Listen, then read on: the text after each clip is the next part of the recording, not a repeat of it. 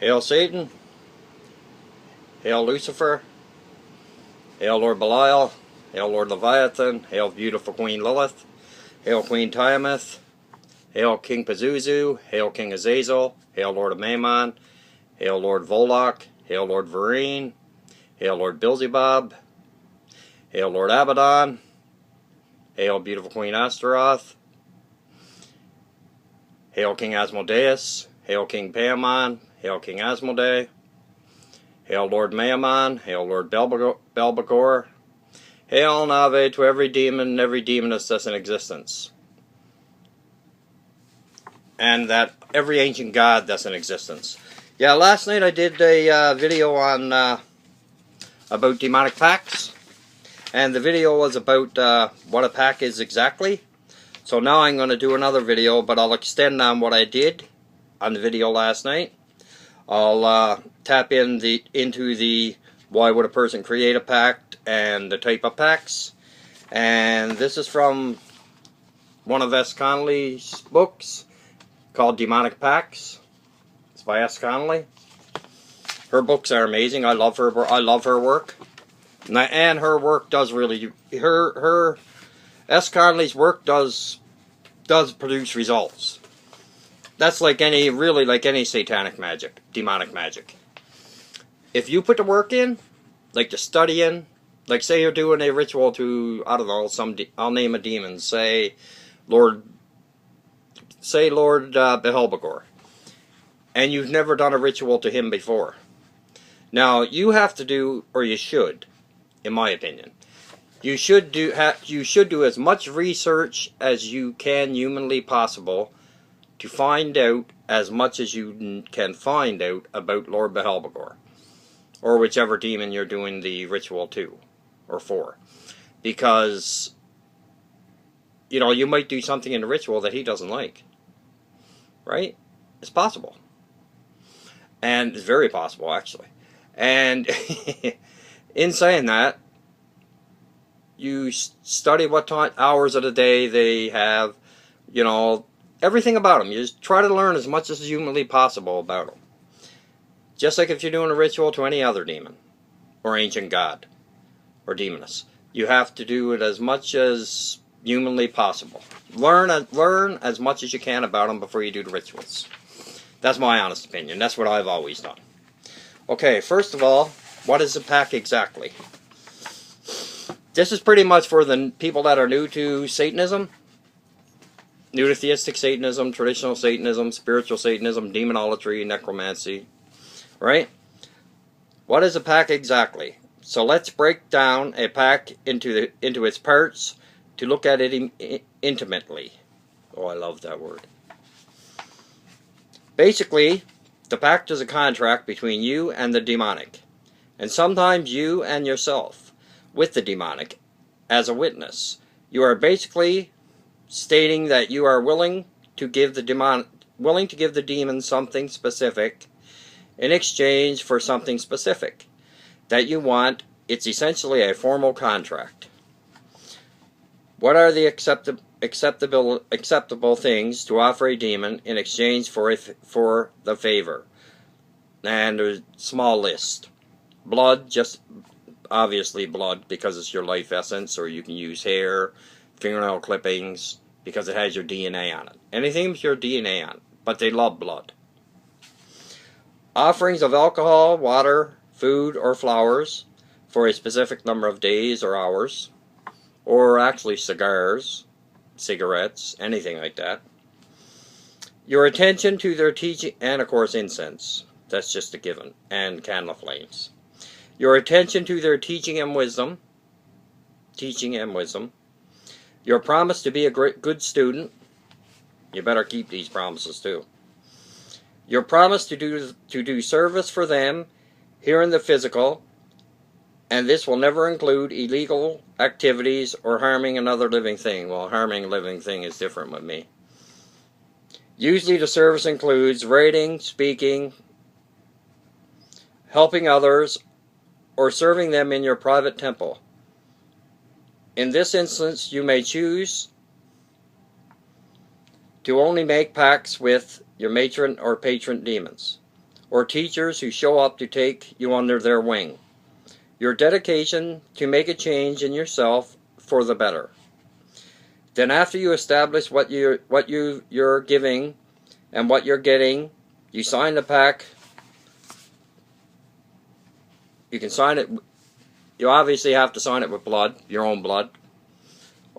Or you can sign it in any old ink, prick your finger, and then again, it's your offering of blood in the first place. And then add a drop of blood after your signature. But what I do is I sign the date in blood, I sign the signature in blood, my demonic name and my birth name, and I use my fingerprint in blood to put on it, and my thumbprint from both hands, basically.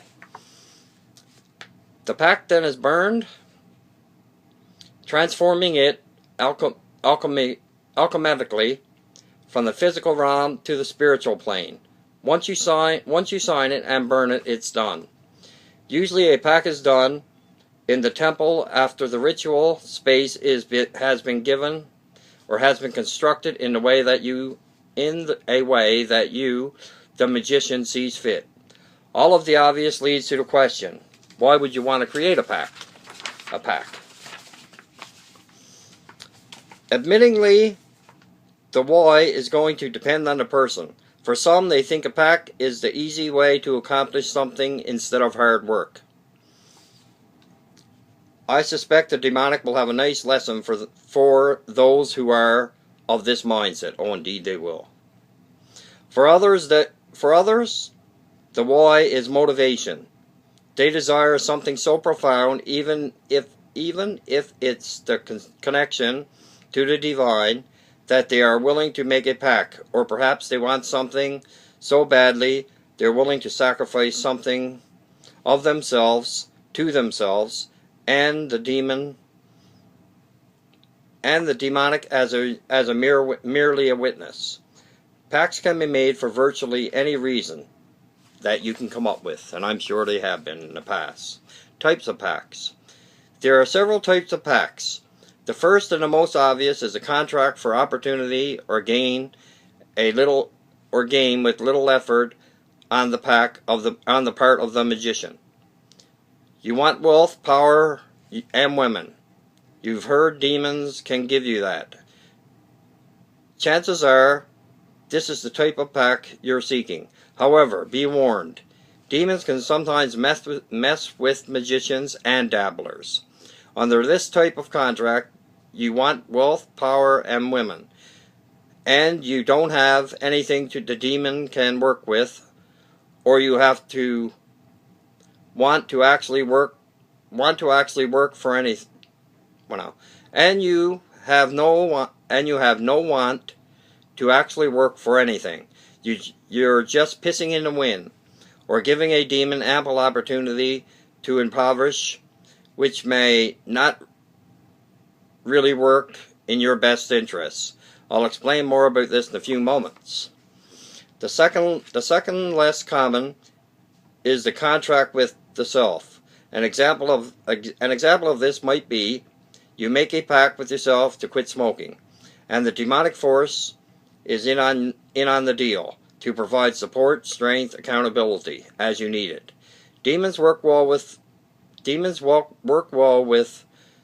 this type of pact. They can offer strength and guidance to help you manifest your true will and will happily witness the pact and hold you to it by throwing gentle and not so gentle reminders to you.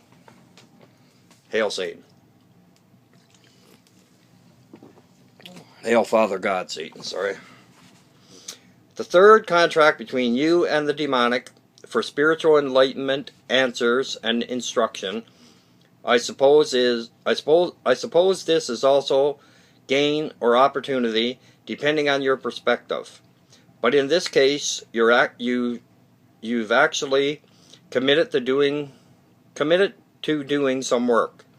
You're not expecting the demon to give you something for little to no effort on your part. Demons work well with this kind of pact. They tend to help people who aren't afraid of a little work, and that's a fact. The fourth is the contract between you and the Spirit, where you're asking them to throw opportunities or gain in your direction. But you actually have a specific method in which you hope to gain wealth, power, women, or men, depending on, if you're female or not, or your sexual preference. For example, if you are an artist and you want fame as an artist, maybe you are looking for a gallery to showcase your work. In this instance, you may specifically make a pact with a demon, ancient god, of opportunity to bring these opportunities to showcase your work to you. In this instance, you're giving the demon something to work with, and you have completed artwork ready for the gallery to show. You are actually attempting to get galleries to look at your work. With all of this already in place, the demon can better influence things in your favor and throw those opportunities in your path. But you can't have never painted anything, then make a pact with a demon asking to become a famous painter. The demon in that instance has nothing to work with, which means its only recourse is to kick you in the ass and stay on it until you actually start a project and complete it. See what I'm saying? You may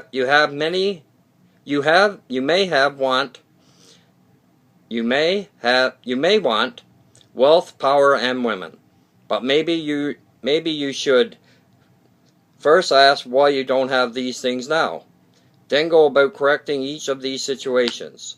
The end goal can be grand and lofty, but they need to be reasonable, realistic, attainable measures. Small steps to get there. So you want to be famous. Doing what? What are the steps you need to take to get there? After all, if you aren't specific and give a demon nothing to work with, you could end up famous for being killed by a toilet falling out of a 10-story building, which is a fact. Don't give demons any opportunity to impoverish because you may not like what they come up with. They often have a wicked sense of humor. So if you're reasonably sure that you still want to make a pact, let's move on to how you actually make one. Now, I'm going to do another video on that in a second. Ave Satanis, Ave Lucifera, Ave Lord Belial, Ave Lord Leviathan, Ave Beautiful Queen Lilith, Ave Queen Tiamat, Ave King Pazuzu, Ave King Azazel, Ave King Azazel, Ave King Paimon, Ave King Asmodeus, Ave King Asmodee. I'll talk to you next, guys.